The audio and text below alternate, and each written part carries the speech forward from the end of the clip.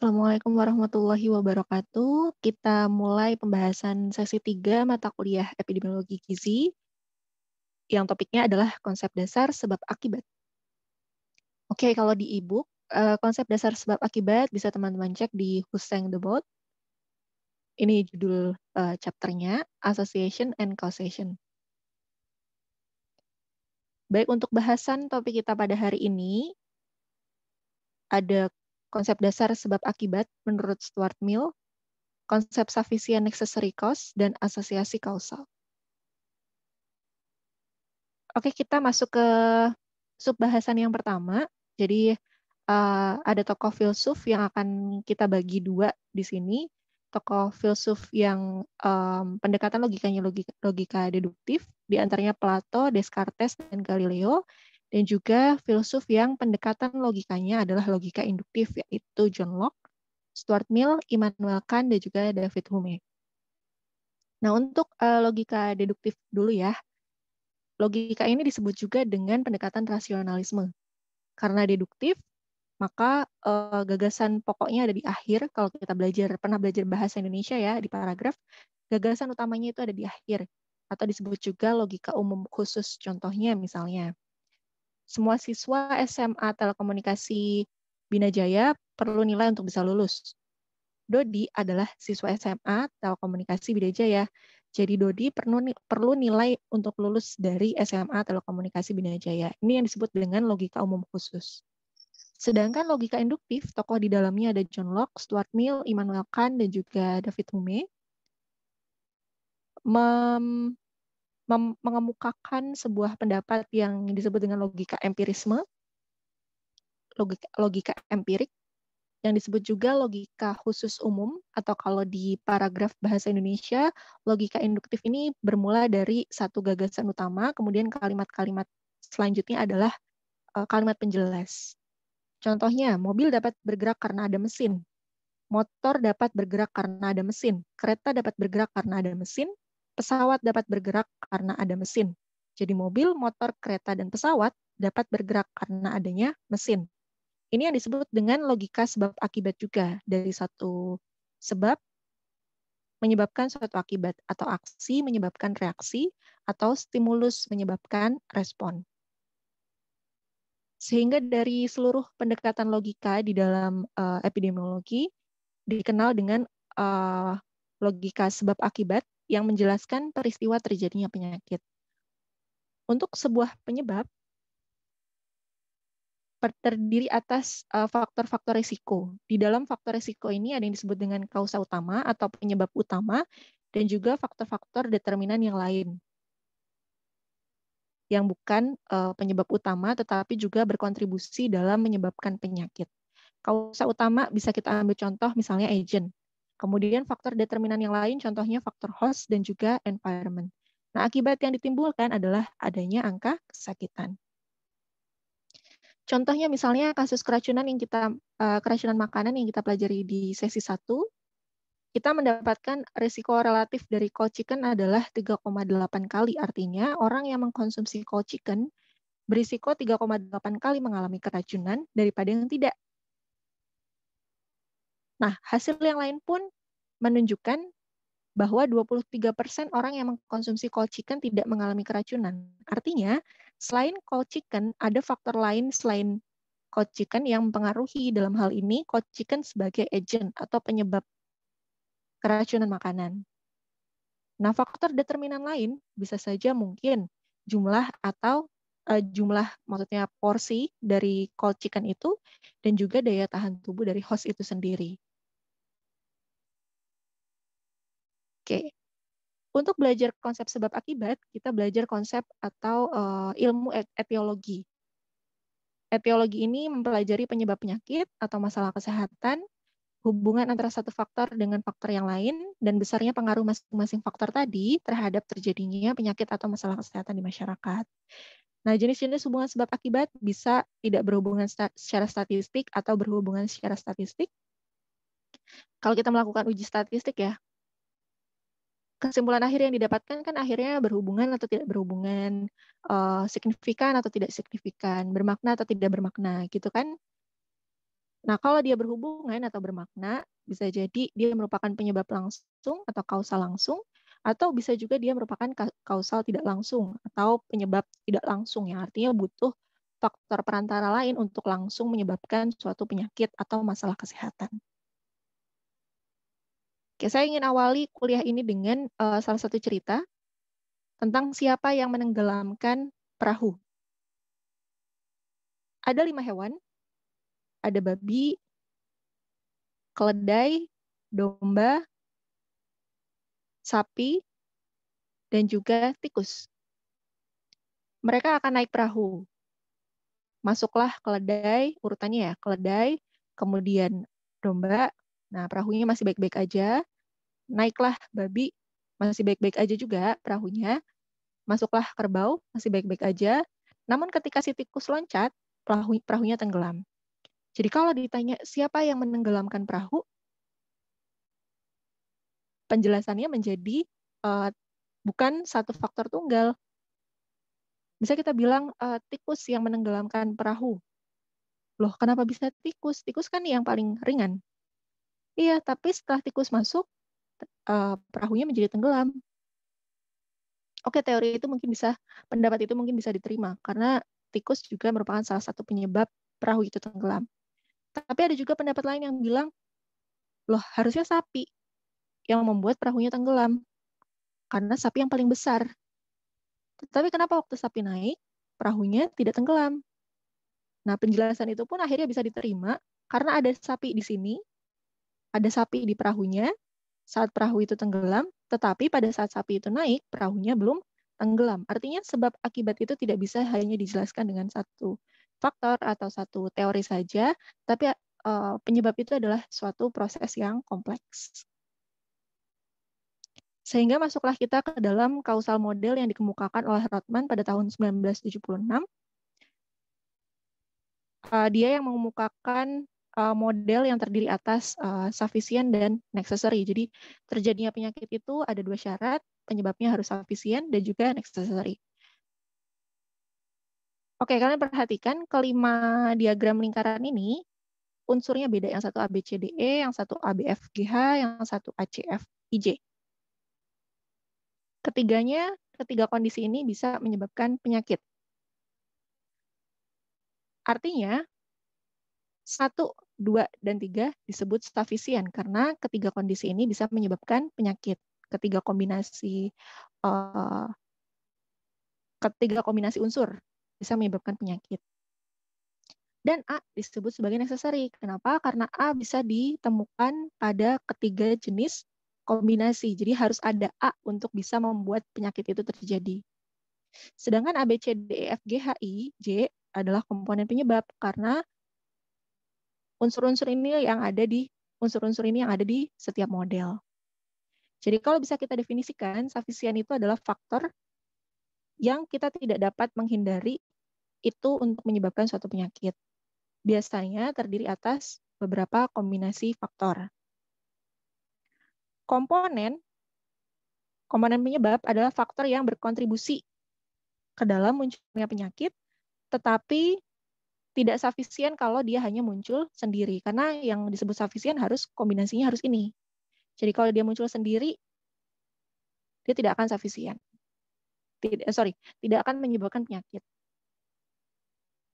Kemudian necessary adalah semua komponen yang dibutuhkan untuk bisa menyebabkan penyakit. Dalam hal ini adalah A, karena A dibutuhkan di seluruh kombinasi untuk bisa menyebabkan penyakit. Nah, pedoman untuk menunjukkan hubungan sebab akibat ada beberapa catatan. Yang pertama adalah hubungan temporal, bahwa sebab itu mendahului akibat. Sebab dulu baru ada akibat. Atau logikanya bisa kita asosiasikan dengan kata hubung jika maka. Jika dia mengkonsumsi kocikan, maka dia sakit. Contohnya seperti itu. Plausibilitas, apakah hubungan yang ada konsisten dengan ilmu pengetahuan yang ada. Jadi, ketika kita menemukan suatu hubungan sebab akibat, kita harus cari referensi dari penelitian yang sebelumnya atau dari teori yang sebelumnya, apakah benar bahwa faktor itu bisa menyebabkan masalah kesehatan tersebut. Kemudian konsistensi, apakah terdapat hasil yang sama ditemukan pada penelitian yang lain? Apakah cold chicken bisa menyebabkan keracunan makanan berdasarkan penelitian yang sebelumnya? Itu bisa kita jadikan rujukan. Jadi rujukan itu penting ya di dalam epidemiologi. Ketika kita memunculkan suatu hubungan sebab akibat, kita harus lihat tren dari penelitian yang sebelumnya. Kemudian kekuatan hubungan, apakah hubungan sebab akibat berhubungan secara statistik yang kuat? Jadi epidemiologi itu berkaitan erat dengan statistik. Ketika kita bilang suatu sebab menyebabkan suatu akibat, maka kita harus lihat hasil uji statistiknya, berapa nilai p-value-nya, berapa nilai OR-nya, berapa nilai relative risk-nya, seperti itu. Kemudian dose-response relationship. Apakah ada peningkatan exposure dengan peningkatan dampak? Apakah ketika cold chicken-nya yang dikonsumsi semakin banyak, maka semakin tinggi resiko dia mengalami keracunan. Itu yang disebut dengan dose response, atau dosis itu kan dosis ya, seberapa banyak agent tersebut bisa menyebabkan penyakit. Kemudian reversibilitas, apakah eliminasi exposure akan menurunkan resiko sakit? Apakah kalau kita buang penyebab itu, resiko sakitnya bisa diturunkan? Kalau kita buang, kalau ternyata kita buang penyebab itu, kemudian resiko penyakit bisa diturunkan, artinya dia merupakan suatu penyebab. Kemudian desain studi. Apakah hasil dari studi sebab akibat berasal dari studi dengan desain yang kuat? Nah, desain seperti apa yang kuat? Ini adalah urutan desain studi epidemiologis berdasarkan kemampuan atau kekuatan untuk membuktikan adanya hubungan sebab akibat. Dimulai dari yang paling bawah, semakin ke bawah itu semakin tidak dapat untuk melihat hubungan sebab akibat karena studinya desainnya lemah. Semakin ke atas semakin bisa menunjukkan hubungan sebab akibat, atau semakin ke atas semakin baik. Yang paling bawah adalah studi cross-sectional, nanti akan kita pelajari dengan lebih detail di jenis-jenis studi epidemiologi. Kemudian yang di atasnya adalah studi kasus kontrol. Studi kasus kontrol ini berangkat dari suatu masalah kesehatan, misalnya tadi keracunan ya. Kemudian kita track back ke belakang, kita lihat lagi mundur di waktu ke belakang, apakah sebelumnya dia mengkonsumsi cold chicken atau tidak. Itu case dan kontrol.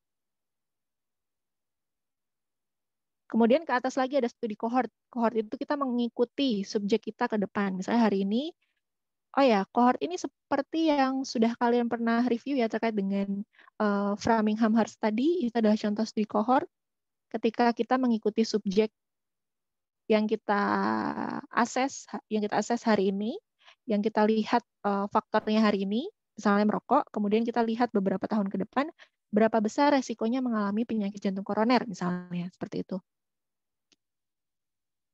Kemudian studi eksperimen. Ini adalah studi yang terbaik karena di studi eksperimen faktor resikonya jelas.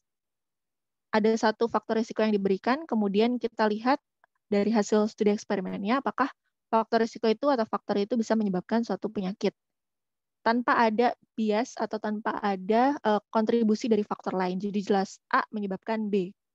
Misalnya studi eksperimen adalah studi klinis untuk penyakit, misalnya dibandingkan gitu ya, yang mengkonsumsi gula pasir, kemudian gula merah misalnya, dan satu lagi misalnya gula jagung.